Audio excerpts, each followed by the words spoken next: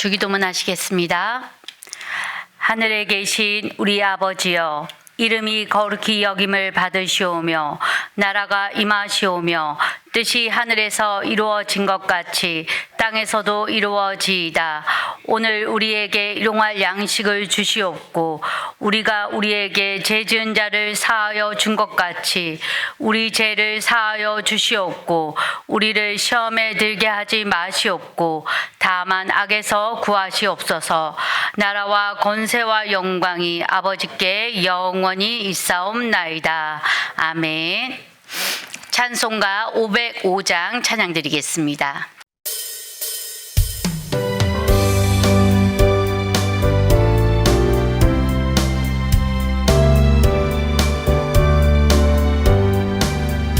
온 세상 위하여 나 복음 전하리. 만 백성 모두 나와서 주 말씀 들으라. 죄 중에 빠져서 헤매는 자들아, 주님의 음성 듣고서 너 구원받으라. 전하고 기름이 내일 주민 되리라. 세상 모든 사람 다 듣고 그 사랑 알도록 온 세상 위하여 이 복음 전하리. 저 죄인 회개하고서 주 예수 믿으라. 이 세상 구하려 주 돌아가신 것 나 증거하지 않으면 그 사랑 모르리. 전하고 기름이 내일 주민 되리라. 세상 모든 사람 다 듣고 그 사랑 알도록 온 세상 위하여 주 은혜 임하니.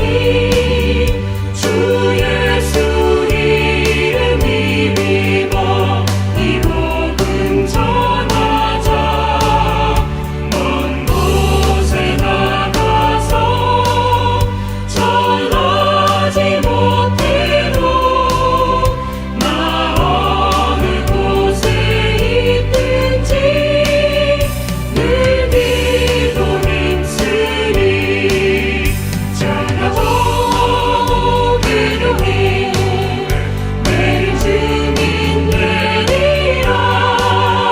세상 모든 사람 다 듣고 그 사랑 알도록. 담임 목사님의 사역의 일정이 있으셔서 오늘 제가 말씀을 전하게 되었습니다. 오늘 함께 보실 하나님의 말씀은 신약성경 누가복음 2장 8절에서 14절까지 말씀입니다. 신약성경 89쪽 누가복음 2장 8절에서 14절까지입니다. 다 찾으셨으면 저와 여러분이 한 목소리로 합독하시겠습니다. 시작. 그 지역의 목자들이 밤에 밖에서 자기 양떼를 지키더니 주의 사자가 곁에 서고 주의 영광이 그들을 두루 비추매 크게 무서워하는지라. 천사가 이르되 무서워하지 말라. 보라, 내가 온 백성에게 미칠 큰 기쁨의 좋은 소식을 너희에게 전하노라. 오늘 다윗의 동네에 너희를 위하여 구주가 나셨으니 곧 그리스도 주시니라.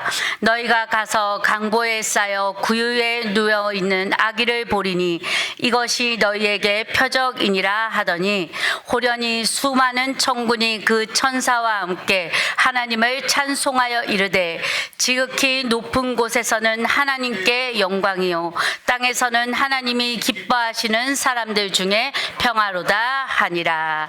아멘. 오늘도 주님을 사랑하는 따스한 마음으로 나오신 여러분 모두에게 주님의 한없는 은혜와 사랑이 가득한 하루가 되기를 간절히 소망합니다. 대림절 기간인 요즘 성탄절의 의미를 더 깊이 새겨보자 누가복음의 이 본문으로 은혜를 나누어 보려고 합니다. 지난주 제가 월요일에 이 본문 뒤에 이어지는 2장 중반에 위치한 본문을 통하여서 이 누가복음에 등장하는 시므온과 안나라는 인물에 대해서 살펴보았습니다. 이 두 인물은 성탄절 이야기에 나오는 그 인물들 가운데서도 비중이 아주 적은 인물들입니다. 특별히 누가복음은 이렇게 유명하지 않지만 무명한 이들의 삶을 통하여서 예수님이 누구이신지를 더욱더 분명하게 드러내고 있습니다. 이 시므온과 안나는 예루살렘의 속량을 바라는 이들이라고 말합니다. 당시 그리스도가 이 땅에 오신다는 것에 대한 분명한 믿음을 가진 사람들이 그리 많지 않다는 것을 볼 수 있습니다. 무수한 종교인들이 있었고 지도자들이 있었지만 그들의 관심과 집중이 메시아에게 있지 않았습니다. 오히려 자신의 이익과 명예와 거칠에 집중되어져 있었습니다. 그리고 그들만이 그리고 있는 자신들의 메시아를 고대했습니다. 그런데 무슨 일을 하는 사람들인지 어떻게 살아왔는지 알 수 없지만 의롭고 경건한 이스라엘의 위로를 기다리는 이 시므온은 흔히 말하는 화려한 스펙도 배경도 없지만 성경은 메시아에 대한 그의 믿음이 분명했음을 기록하고 있습니다. 그에게 하나님께서는 계시를 주었습니다. 그것은 메시아를 보기 전에는 죽지 않을 것이라는 계시였습니다. 그 계시를 듣고 분명한 이 계시가 이루어질 것을 믿고 그는 깨어 있었습니다. 그리고 죽음의 때가 이르기 전에 이 계시는 이루어졌습니다. 그는 깨어있는 이 파수꾼 경건한 삶의 자리를 이어갔고요. 그리고 메시아가 그의 앞에 이르렀을 때 기쁨으로 그를 품에 안았으며 찬양했습니다. 그리고 자기가 안고 있는 그 아기가 다른 어떤 이도 할 수 없는 구원을 하실 분임을 이루어 주실 메시아임을 분명히 믿고 고백했습니다. 시므온에 이어서 그 뒤에 단 3절만 등장하는 인물이 있죠. 안나. 그는 가부이고 나이가 많은 노인입니다. 힘없고 연약한 요인이 이스라엘의 속량을 전한다는 것은 우리가 기대하는 스토리가 아닐 수 있습니다. 그런데 안나는 구원의 소망을 언제나 바라보고 있는 삶을 살았고 메시아가 오시는 그때를 놓치지 않고 살았습니다. 그리고 모든 사람들에게 그 사실을 말해줍니다. 그녀의 삶은 모든 이에게 전할 수 있는 인생이었습니다. 그리고 그녀는 항상 주위 사람들을 아마 들러보았을 것입니다. 구원을 기다리는 이들에게 어떻게 이 기쁨의 소식을 전할 수 있을까? 그것이 항상 그의 관심사였고 또한 그 사람들의 갈급함을 채워주기 위하여 의롭고 경건한 삶을 살아갈 때 하나님께서는 안나에게도 그 메시아의 오심을 바라볼 수 있는 기쁨을 주었습니다. 누가복음은 이렇게 무명하나 예수 그리스도의 증언자인 이들을 높여주고 있습니다. 여러분 또한 시므온처럼 안나처럼 주님 오실 날을 기다리며 깨어있는 삶이 되기를 축복합니다. 오늘은 무명의 사람 두 번째 이야기 목자들입니다. 오늘은 본문은 역사적 인물을 등장시키면서 시작하고 있는데요. 로마의 아우구스투스 황제가 이 천하를 호령하던 때 구레뇨가 시리아의 총독으로 있을 때 유대의 시골 마을 이 베들레헴에 한 아기가 태어났습니다. 물론 이것이 예수님이 태어난 이 시기와 정확하게 맞느냐 맞지 않느냐 이것이 중요한 것은 아닙니다. 이제 하나님의 나라와 이 세상의 나라의 대결이 시작되었음을 이 누가복음 2장은 선언하며 시작하고 있습니다. 이 팍스 로마의 평화라는 이 허구의 신화가 사람들의 삶을 옥죄던 때 그때 예수님은 태어나셨습니다. 가난한 사람들은 가혹한 세금에 살림이 거덜나고 있었고 새로운 세상의 꿈은 꺼질 듯이 가물거리고 있습니다. 삶에 여백이 없을 만큼 빡빡한 삶을 살아가니 민심은 흉흉해지고 인심은 각박했습니다. 사람들의 한숨은 넘쳐났을 것입니다. 이 본문의 배경은 너무나도 모순된 세상이라는 대명사 아우구스투스라는 이 황제의 시작으로 시작되고 있습니다. 그는 전쟁의 승리자로 로마의 평화를 이루어졌다고 착각하고 이 땅의 어리석은 지도자로 살아가고 있었으며 그의 지도 아래 세상은 어둠과 혼돈이 더욱 짙어지고 있었습니다. 그때 유대 들판에서 양떼를 지키는 목자들이 오늘 본문에 등장합니다. 그들은 아마 새벽이 밝아오기를 기다리고 있었을 겁니다. 어쩌면 깜깜한 밤하늘을 바라보면서요, 자기들 속에 깃든 이 어둠의 세상을 응시하고 있었는지도 모르겠습니다. 어느 순간 그들은 이전에 한 번도 본 적 없는 이 신비한 빛이 자기들을 둘러싸고 있음을 느꼈습니다. 꿈과 같은 이것이 꿈이 아니라 현실임을 알았습니다. 그것은 바로 세상이 줄 수 없는 하나님의 영광의 빛인 줄 믿습니다. 그들은 그것을 알아차렸고요. 이제는 이 신적인 두려움에 사로잡혀서 그들은 들판에 엎드렸습니다. 그때 그들은 귀로 들었는지 아니면 마음으로 들었는지 모르겠지만 아주 부드러운 소리를 들었습니다. 오늘 본문 2장 10절에서 11절 말씀 함께 읽어보도록 하겠습니다. 시작. 무서워 말라 보라. 천사가 이르되 무서워하지 말라. 보라, 내가 온 백성에게 미칠 큰 기쁨의 좋은 소식을 너희에게 전하노라. 오늘 다윗의 동네에 너희를 위하여 구주가 나셨으니 곧 그리스도 주시니라. 아멘. 여러분, 목자들에게 무슨 일이 일어난 것입니까? 그들은 어제처럼 그냥 양을 돌보고 이 밤을 보내고 있었습니다. 그것이 그들의 하루의 삶이었죠. 그런데 생각지도 않은 그들에게 천사가 나타나서 기쁜 소식을 전해줍니다. 그런데 천사의 말이 끝나자마자 이 13절에 수많은 천군이 나타나고요, 그 천사들과 함께 하나님을 찬양합니다. 상상해 보십시오. 그들에게 그리스도가 나셨다는 기쁜 소식이 들려지고 그 뒤에 찬양이 울려 퍼지고요, 영광의 빛에 둘러싸여 있습니다. 이것이 얼마나 신비롭고 경이로운 사건입니까? 이 천사의 등장, 주 영광의 밝은 강체, 그리고 하나님의 이 천군 천사의 음악회, 이것을 본 목자들은 이 기쁨의 소식인 이 다윗의 동네에 구주가 나셨으니 가서 보라라는 말씀에 여러분 달려가겠습니까? 안 달려가겠습니까? 네, 달려가야지요. 여러분에게도 이러한 일이 있다면 지체하지 않고 달려갈 것입니다. 그들은 허겁지겁 빨리빨리 이 기쁨의 현장을 향하여서 달려갑니다. 그들이 가장 아끼는 이 소중한 양떼를 버려두고 말입니다. 그런데 왜 목자들에게 이 소식이 전해졌을까요? 이것이 제 머릿속을 계속 맴돌았습니다. 왜 다른 이들도 아니고 목자들이었을까? 당시 이 이스라엘 사회에서 목자들이란 창녀들과 마찬가지로 천민계층의 대표적인 사람들이었습니다. 자기 땅을 갖지 못한 사람들로서 소장농보다도 못한 이 천민계층에 속한 사람들이었고, 대체로 남의 양떼를 대신하여 키우고 있는 고단한 삶을 살아가는 사람들이었습니다. 양을 치던 목자들은 이 안식일 때에도 어떻게 해야 됐습니까? 양떼를 놔두고 갈 수 없으니 회당에도 갈 수 없고, 이 안식일법을 어기니 그들은 당연히 죄인이라는 손가락질을 받으며 살아갈 수밖에 없는 사람들이었습니다.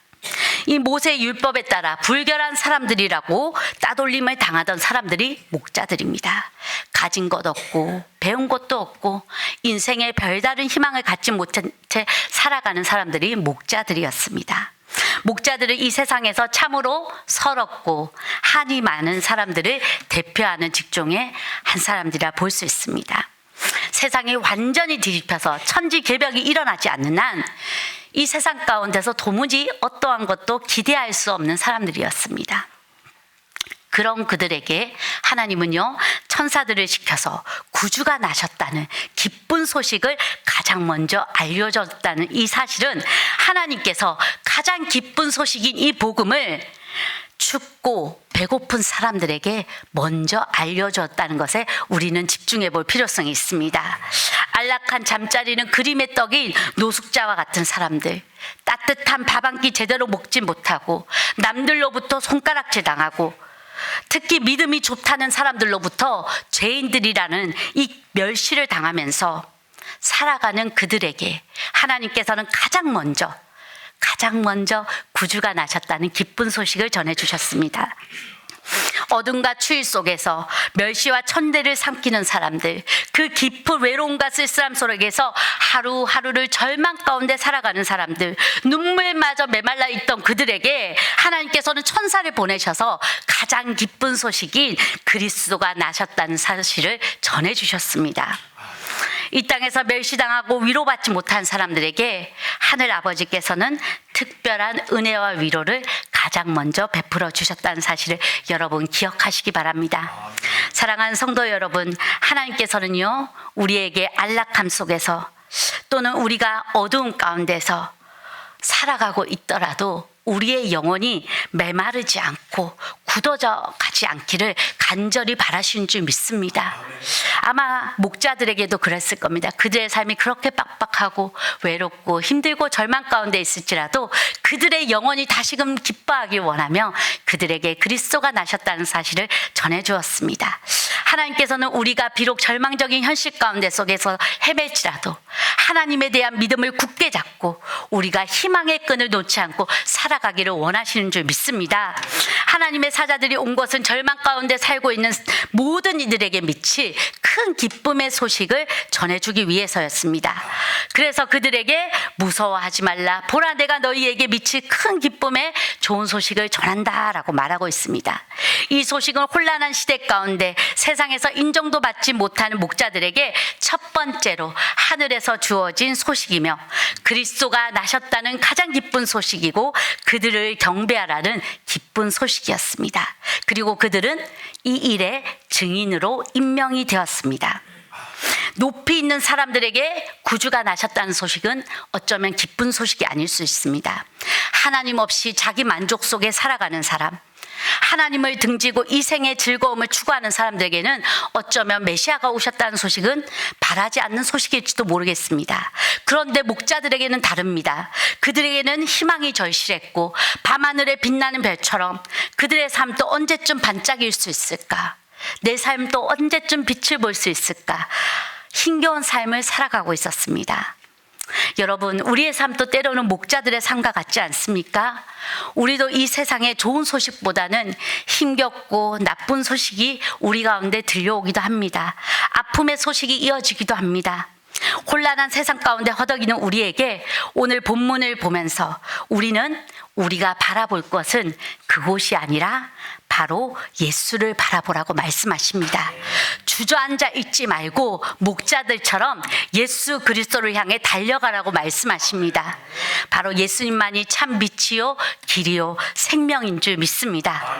그래서 목자들이 하는 일은 무엇일까요? 한번 이 목자들의 삶을 다시 한번 생각해 볼 때 이 목자들은요, 양이 길을 잃지 않도록 보호하고 인도하고 또한 양들에게 어떤 꼴이 좋은 곳인지 안내해주고 이 양들이 위협을 당하는 그 순간 양들을 지켜주는 게 목자들이 하는 일이지요.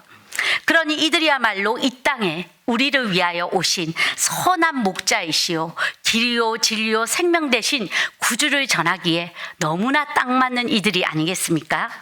그래서 그들은 달려갔고 구유에 놓인 이 하나님의 사랑, 그 사랑의 증거, 더 이상 멀리 계신 하나님이 아니라 우리의 세상 속에 직접 찾아오셔서 우리와 동행하시는 임마누엘 그 하나님을 직접 보게 되었습니다.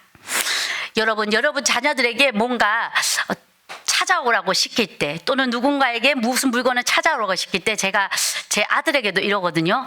뭐 좀 가져와라 하면 잘 못 찾아요. 네. 그러면 막 헤매고 있어요. 그럴 때 어떻게 하나요?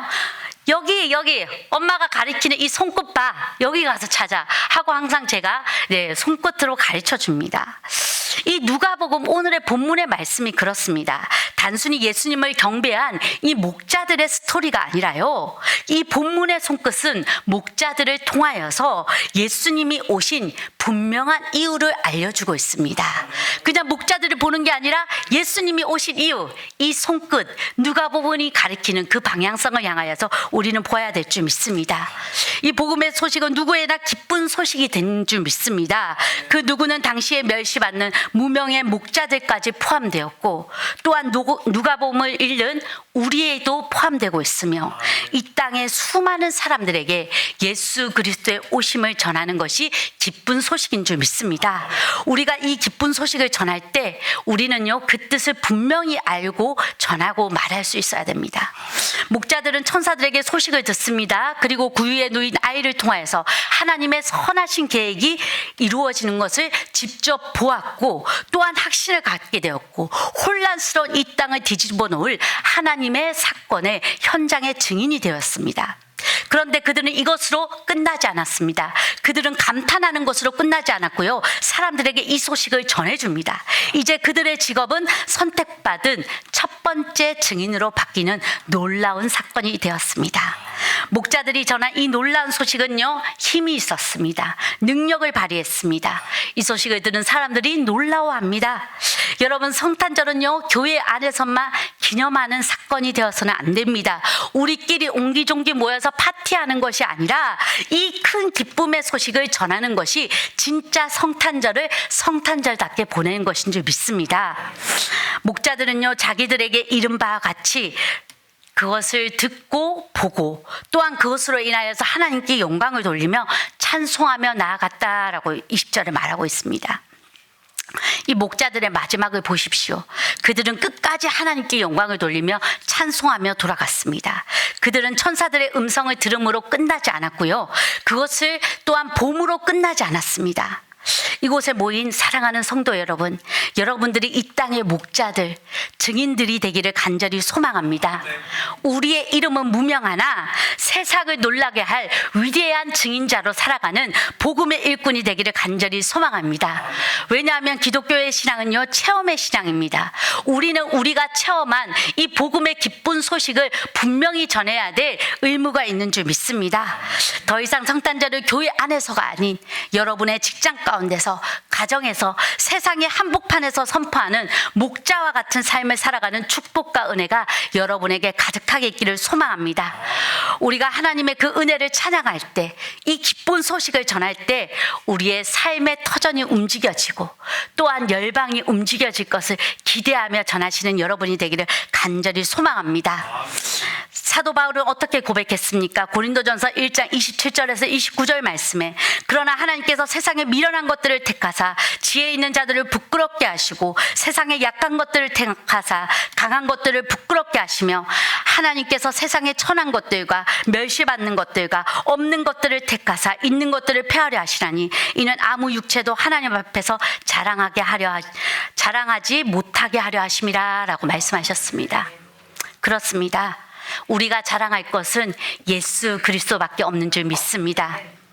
그리하여 간절히 바라기는 우리 2024년 성탄절을 기다림으로 준비한 대림절을 보내는 우리에게, 우리를 위하여 이 땅에 인간의 몸을 입고 오셔서 나를 위해 값없이 피 흘려주신 이 주님의 사랑을 우리는 너무나 잘 알고 믿고 있습니다. 이제는 그것을 알고 믿고 듣는 것으로 끝나지 마시고 직접 우리가 세상 가운데서 선포할 수 있는 증인의 삶으로 살아가는 여러분이 되기를 간절히 소망합니다. 이 시간 함께 기도하실 때, 하나님, 내가 목자와 같이 무명한 자고 나의 삶에도 여전히 어려움과 힘듦이 있으나 나에게 영광의 빛을 비춰주셔서 복음의 소식을 전해주신 그 주님의 사랑을 전할 수 있기를 간절히 소망하오니 우리를 증인의 삶으로 살아갈 수 있도록 인도해 주시고 도와주시옵소서. 이 시간 주여 한번 부르짖고 간절히 기도하시겠습니다. 주여. 하나님 아버지, 누가복음의 말씀을 통하여서 세상의 연약한 자들을 통하여서 무명한 자들을 통하여서 이 땅에 그리스도의 다심의 기쁜 소식을 전하신 하나님의 놀라운 사건을 우리가 오늘 본문을 통하여서 보게 되었습니다. 우리의 삶도 마찬가지입니다. 우리의 삶도 연약하고 정말 주님 아버지, 우리도 보잘것없는 자이지만 우리가 하나님의 사랑을 알게 되었고 또한 예수 그리스도의 그 복음의 사실을 믿고 있으니 복음의 기쁜 소식을 들은 우리들도 세상 가운데 달려나와 목자들과 같이 그 기쁜 소식을